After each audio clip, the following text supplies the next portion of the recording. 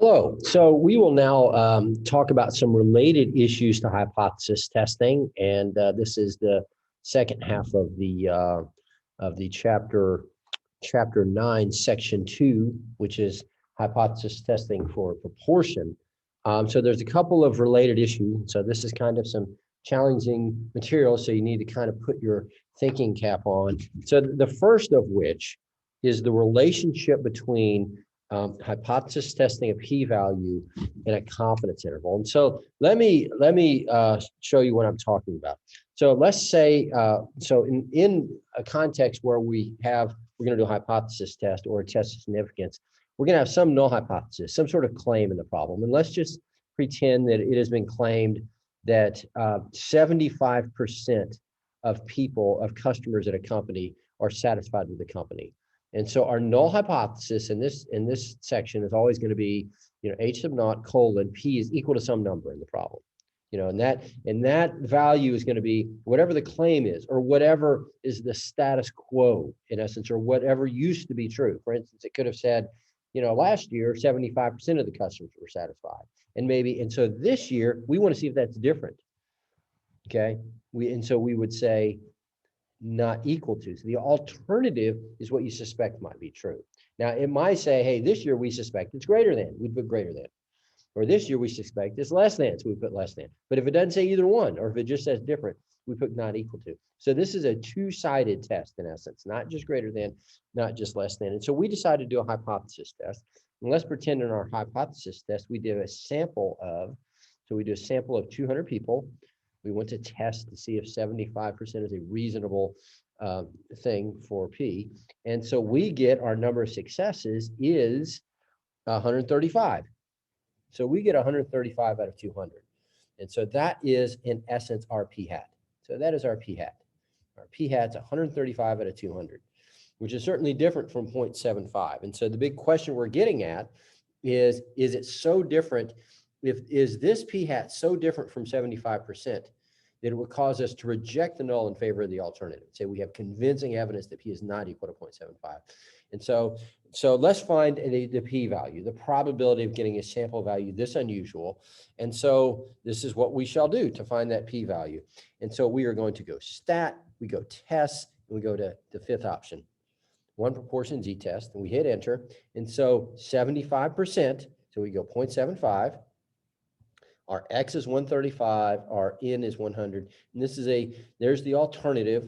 So it is a not equal to, and so we get a p-value equal to 0.014. So our p-value, our p-value is equal to 0.0143. And it is of note that this is less than 0.05, so we would reject the null and have convincing evidence for the alternative. So, our p hat in this case, by the way, the decimal form is 0.675. And so that, because our p-value is so low, we would reject the null. All right, so that's really the main part of section 2, but we want to make the connection between that and the related confidence interval. So let's say if we go back to the stuff of the last chapter, and we were told to make let's say a 95% confidence interval with this data, with 135 out of 200. Well, let's do that with our calculator. We will go stat, and we will go test, and we go down to option A, one proportion z interval, 135 out of 200. Notice the calculator automatically entered that because the calculator sort of knew that I was going to make this kind of connection. All right, so 95% is 0.95. And so here's our interval. And so the 95% confidence interval is 0.61009 and 0.73991. And this is what here's the deal. Notice the connection between the interval, the p-value, and the hypothesized value, okay? And the connection is this. See, this interval is the plausible values for P. Every value between like 61% and 74% is plausible. Every value that is outside of that, anything below 61% roughly, anything above 74% roughly, is not plausible. Notice this is 0.75 is not in the interval, so it is not a plausible value, okay? And in the words of chapter 8, it should be rejected in favor of the alternative. That's what the p-value is. That's what the low p-value is saying. So that's the connection there. If it's outside of the interval, it should be rejected. Okay. And so thus the p-value to reject would be low. And the relationship was this: if it's not in the 95% confidence interval, the p-value will be below what is known as the related alpha value. And the related alpha value is 0.05, 5%. A 95% confidence interval and it has to be a two-sided test, by the way. If it's one-sided, then you divide the p-value in half, but we're not worrying about that right now. Okay. For a 95% confidence interval, it is related to an alpha of 5%. In other words, 0.05. Okay. They have to add up to 100%. Let's say if we made a 99% confidence interval, that is related to an alpha equal to 1%, has to add up to 100%. And so that would be 0.01, right? And so forth. Let's go a 92% interval.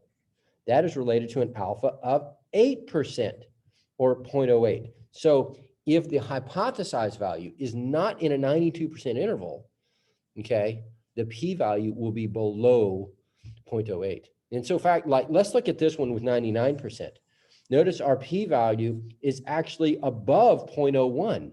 Okay, so at that level, we would not reject 0.75. So if we made a 99% confidence interval, we're expecting 0.75 to be in the interval because we're not rejecting at that level. And so what the heck, let's do that. So if we say, if we go stat, we're making a 99% confidence interval. So we go down to option A. And so one prop Z interval, and let's go 0.99. And you will notice that 75% is in the interval, so it shouldn't be rejected at that level. And so there you go. And so that is the truth. Sometimes on a really close value, by the way, because we have slightly different formulas for the standard error in an interval and in our test statistic, there'll be a discrepancy here, but most of the time, so this works out. And so that leads us to this. And so we're going to do a little bit of calculator work. Be able to make the connection between the hypothesized value, the null hypothesis value, the interval, and the p-value with the confidence level. And here's the statement that I want you to understand. If the null hypothesis value, p naught, whatever, so in other words, in this one, it's 0.82, okay? If it is not inside the confidence interval, the p-value of the two-sided hypothesis test will be below the related alpha value, which is 1 minus the confidence level. If the null hypothesis value, p naught, is inside the confidence interval, the p-value of the two-sided hypothesis test will be above the related alpha value, which is 1 minus the hypothesis level. Okay, that is what we're striving to understand with these examples. So let's look at this. Let's say here's our null hypothesis value. Our alternative is a two-sided test. So, and here is our sample data. Okay, and so what is the p-value? In other words, what is the probability, assuming 0.82 is true, what's the probability you're going to get a sample value as unusual as 0.85 or more unusual? And so here we go. And so to find the p-value, we would go stat, test, one prop Z test. So if nothing else, we're going to get some good practice with our calculator. So we hit enter. And so our hypothesized value is 0.82. Our X is 255, our N is 300. And of course, the alternative is not equal to, and we go calculate. And so our p-value, and by the way, write p-value. I don't like this calculator in the sense, it's the only thing I don't like about this calculator. Well, I also don't like that it costs so much, but this is not, it's p-value. So write p-value on this. It's 0.1762, 0.1762. And so that is a large p-value greater than 0.05. So we would not reject the null. We do not have convincing evidence for 0.82. In other words, 0.82 is a plausible or a reasonable value. So we're expecting it to be inside the interval, aren't we? Because we're not rejecting it. And so let's do the confidence interval, 95% confidence interval. So we would go stat, we would go test, and we would go down to option A, like that, one prop Z interval, enter. And so we're 255 out of 300. Confidence level is 95%. So that'd be 0.95. And so, and there's our interval, 0.80959 to 0.89041. Notice 0.82 is in there. So let me write this down. So this would be 0.80959 to 0.8904. So notice 0.82 is in the interval, so it's plausible and it should not be rejected at this level. So we're expecting a high p-value, which is what we got. Okay, so what is the related alpha with 95%? It's 100% minus that, which is 5%, which is 0.05. Okay, so since it's our hypothesized value, so the connection that you got to be able to make is, since our hypothesized value is in the interval, it's plausible, it should not be rejected. All right, so therefore our p-value should be above our alpha, okay, so that we won't reject it. It says, so because this P naught, this hypothesized value, is inside the interval, the p-value, it should be above the related alpha value of 0.05. That's the connection. Okay, let's look at another example. In all three of these examples are the same thing. So now our null hypothesis is 0.8. So our alternative is two-sided. If it was one-sided, the relationship changes here. It actually divides the alpha in half. But like I said, we're not worrying about that. Here's our sample data there. So what's the p-value? Okay, here we go. And so we'll say stat, we'll go test. And so this would be a one-prop z-test. Our null hypothesis value is 0.8. And so this is 255 out of 300. So the same sample value. And so we're going not equal to, and we go calculate. So this is the p-value now. It's 0.0304 approximately, 0.0304. We would reject this at alpha is equal to 0.05, okay? Or at 0.04 for that matter. What is the 96% confidence interval? Okay, let's see what that is. So we would go stat, we would go test, we go down to option A, one prop z interval, 255 out of 300, but now this is 0.96, 96%. And so we go calculate, and so it's 0.80766. So it is 0.80766 to 0.89234. Okay. And so what is the relationship here is this. You will note 0.8 is not in this interval. It is below that. And so it should be rejected in the test. And so sure enough, we get a low p-value. So what is the related, how low should your p-value be? Below the related alpha value. If it's a 96% interval, the related alpha value is 0.04, 4%. So it adds up to 100%. So we're expecting our p-value to be below that, and it is, okay? Any value that's on the outside of this, the p-value would be above 0.04. Like if you pick 90%, the p-value would be above 0.04. But anyway, because our p naught in this case is outside the interval, the p-value will be below the related alpha of 0.04. Yeah, that's right. If it's outside the interval, we're expecting a low p-value to reject it. So remember, if the p-value is low, you reject the hoe. There you go. All right, so and then number 3, all right, so for this one, now our null hypothesis value is 0.48. Our alternative is not equal to, and so there is our p hat. And so let's find the p-value of the test. And so we go stat, we go test, we go one prop z-test. So our null hypothesis value is 0.48. Our x is 225, and our n is 500. We're going not equal to on the alternative. We go calculate. Okay, we get a high p-value again, 0.1794. 0.1794, that we would not reject that at any reasonable value for alpha. What is the 97% confidence interval? Okay, let's see that. What are you predicting, by the way, as far as 0.48? Do you think 0.48 is going to be inside this interval or outside? Okay. Well, let's see. All right, so we would say stat, we would go test, and we go down to option A, and we go like that. And so this would be 225 out of 500. And so we're making a 95% confidence interval.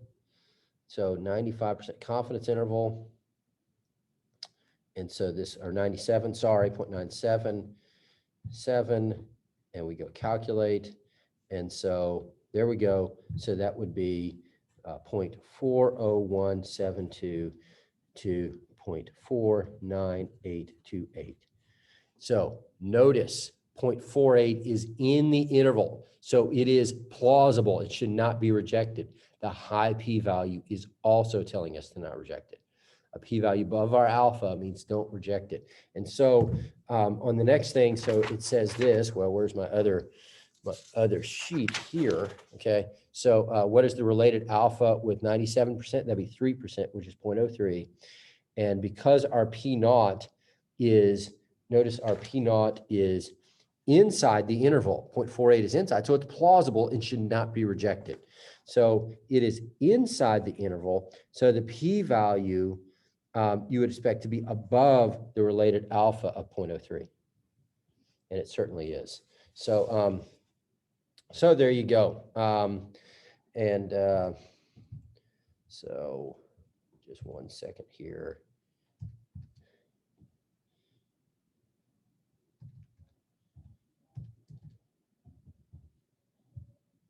So, okay. All right. All right. So now what I want to do, so that's the first thing, the connection between the interval and the p-value.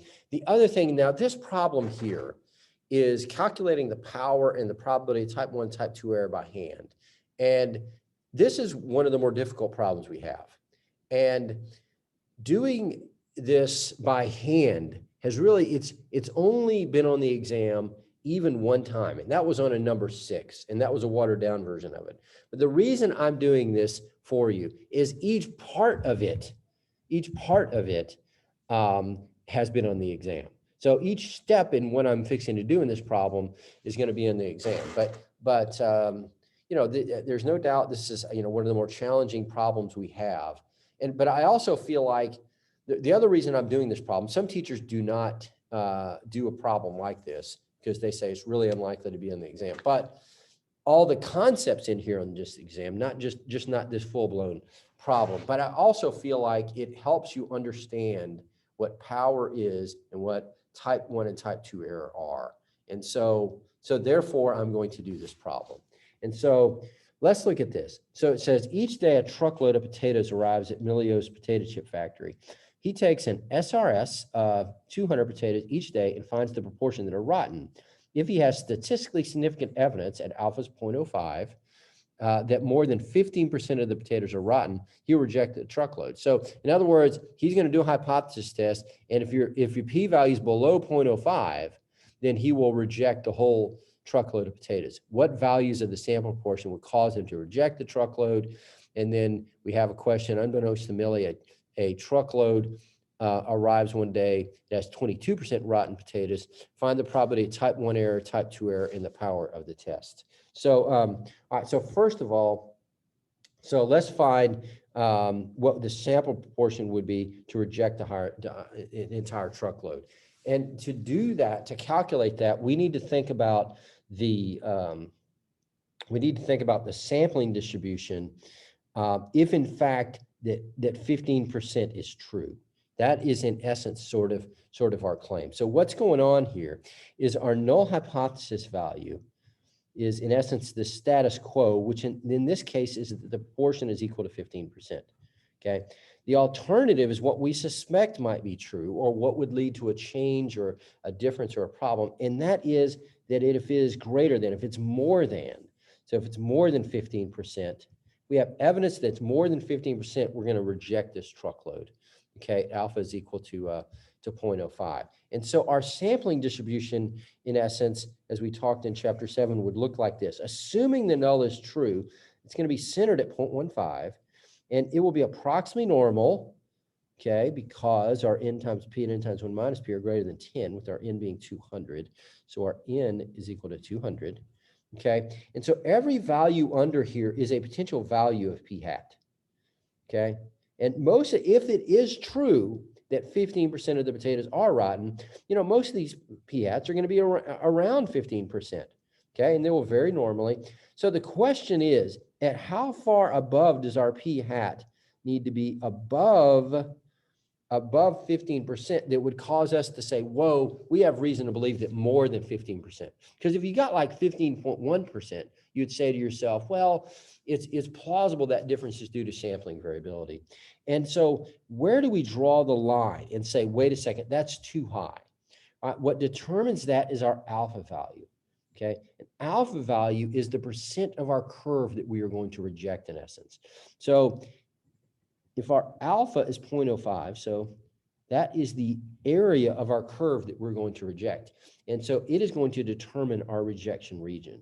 So how can we figure out this point right here that is this far above 0.15 to the point of that 5% of the p-hats are above it? And that is we are going to do what is known as inverse norm. To figure out the x value on a normal curve, we're going to use inverse norm. Now, and we will use 0.95. If 5% is to the right of it, 0.95 is to the left. Our mean of our p-hats is 0.15. And then going back to chapter 7, what is the standard deviation of these p-hats?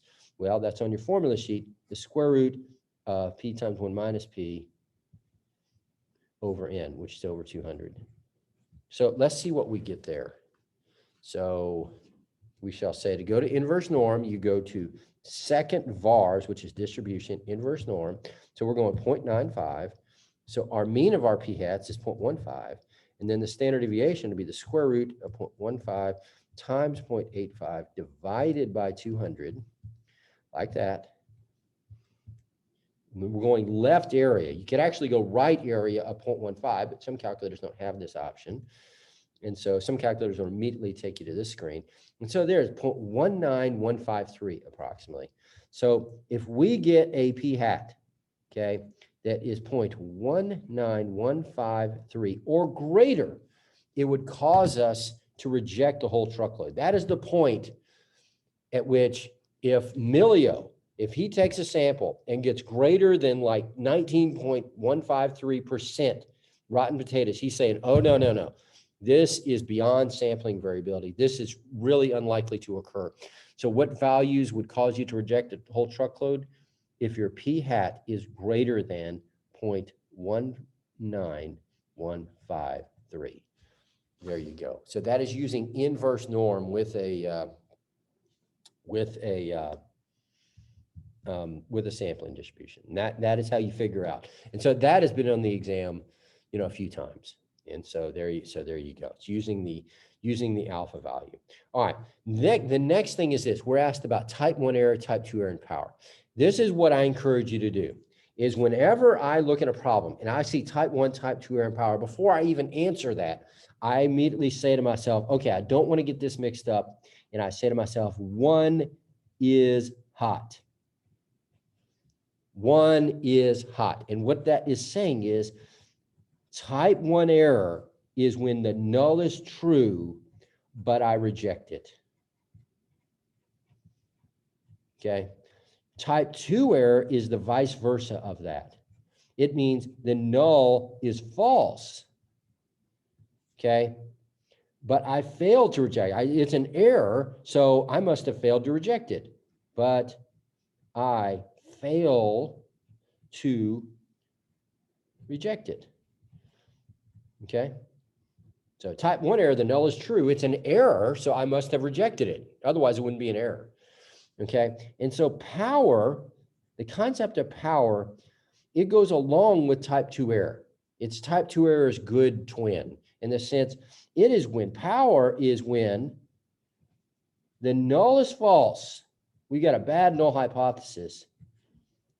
And you do the right thing and reject it. That's what power is. Power is like Superman. Power is when you're given bad stuff. What does Superman do? There's bad stuff going on and he gets rid of it. That's what power is. There's a bad null hypothesis and I do the right thing and get rid of it. So I write that anytime I'm asked about those concepts, I always write them down just like that so I won't get them mixed up later in the problem.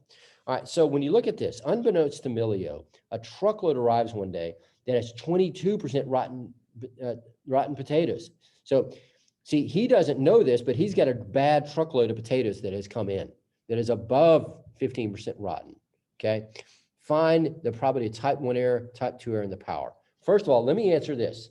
Of all this stuff can be pretty complicated, but this one thing is not, okay? The probability of type 1 error is an easy answer because it is always equal to alpha. And so in this case, it's 0.05. So please don't miss that problem. In the midst of all this sort of complicated stuff, don't miss that. You know, if you think about it, probably a type 1 error, if the null is true, the sampling distribution really is going to look like this. And alpha is determining the percent of the good curve, in essence, that you're going to reject. And so the probability that you're going to get a p hat over here and reject the null, even though it's true, is just going to be this area, and that's what alpha is. So it's just the probability that just by chance, you're going to get an unusual p hat over here. All right, now the probability of type 2 error is a little more complicated. Right, so what's happening is this. The real sampling distribution here in this situation is 22%. Well, 22% is like right here. Okay, so the sampling distribution of that truckload, of this bad truckload, is 20. So this is 0.22 right there. That's 0.22. So in other words, if you get a p hat off this truckload, you're probably going to get something around 0.22, around 22% rotten. Okay, but it's going to vary in repeated sampling. So its sampling distribution is around 0.22. Here's the problem. So what Milio has done right here is that if he gets any sample that is above 0.19153, 19.15% rotten potatoes, he will reject. Everything over here is what is known as his rejection region. If he gets any p hat over here, he's rejecting it. But any p hat that is below that, let's say it's like 18% or something, that is in his fail to reject region. We never accept. We always either reject or fail to reject region. Here's the problem. In this bad truckload, it could happen just by chance. You get a p hat that's over here, and you do not reject this bad truckload. It falls in his fail to reject region, even though we should be rejecting, because the null is false in this situation. That's what type 2 error is. Okay.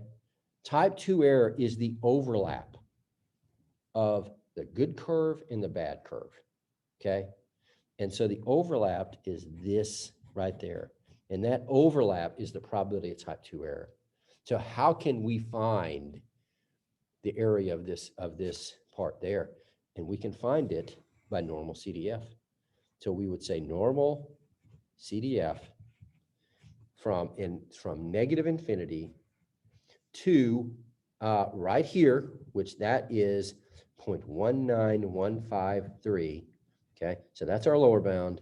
That's our upper bound. The mean of this curve is 0.22. And then the standard deviation of that curve is the square root of 0.22 times 0.78 divided by 200. All right, that's our sample size. So that is the mean of my p hats. That's the sigma of my p hats. Let's see what we get. So we would say second distribution, normal CDF. So negative infinity to 0.19153. And then our mean is 0.22. And our standard deviation is the square root of 0.22 times 0.78 divided by 200. And so that would be equal to 0.16554. That is the probability of type 2 error. Type 2 error is the overlap of the bad curve that overlaps into the fail to reject region of the good curve. Okay.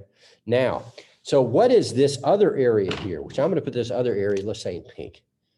Okay. So this other area, what is that? What do those p hats represent? Okay. Those are p hats from the bad curve that fall in the rejection region.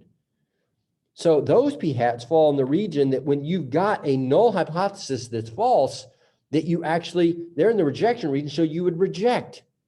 That's what power is. Power is when the null is false and I reject it. So power, and so how you notice the area of this curve has to be 1. So power is always equal to 1 minus the probability of type 2 error. Now that is the other thing amongst this complicated stuff that is a problem that occurs is that power is always equal to 1 minus the probability of type 2 error. So in this case, it's 1 minus 0.16554. And so that would be equal to 0.8345 approximately, 0.83446, okay? That is the probability that if the null is false, you're going to reject it. So so memorize that. So if you don't understand all this stuff, there's two things that you definitely ought to get right. You always ought to get right the probability of type 1 error. It's always equal to alpha. And if you're given the probability of type 2 error, just say 1 minus that's the power, and vice versa, okay? If they give you the power and ask for the probability of type 2 error, you just subtract it from 1. And that problem has occurred a lot.